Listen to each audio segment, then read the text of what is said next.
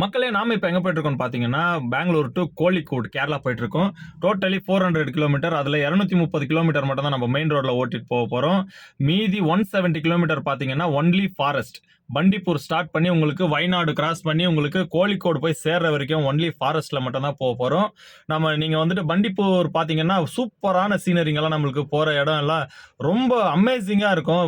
யானை, புலி, சிறுத்தை இதெல்லாம் உங்களுக்கு ரோட்லயே நடமாடிட்டு இருக்கும். அது நம்ம லக் இருந்தா நம்ம கண்ல படும்.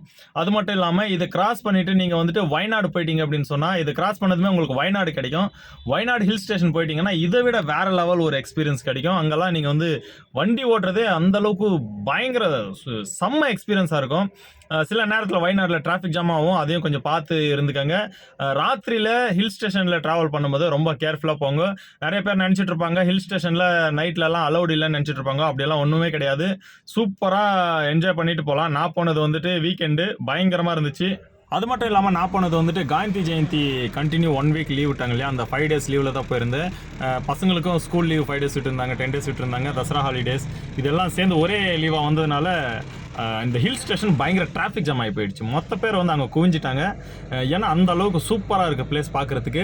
நீங்கள் நார்மல் டைமில் வந்தீங்கன்னா ரோடு இவ்வளோ ரஷ்ஷாகவும் இவ்வளோ க்ரௌடாகவும் இருக்காது, டிராஃபிக் ஜாமும் இருக்காது. அது மட்டும் இல்லாமல் நான் நைட்டில் போயிட்டு இருக்கிறதுனால அந்த அளவுக்கு சீனும் நிறைய உங்களுக்கு காட்ட முடியல. நைட்டு நான் ரிட்டர்ன் வரும்போது பகலில் வருவேன். அப்போ வரும்போது நான் நிறைய விஷயங்களை உங்களுக்கு காட்டுறேன். மக்களே நன்றி, வணக்கம், பாய் பாய்.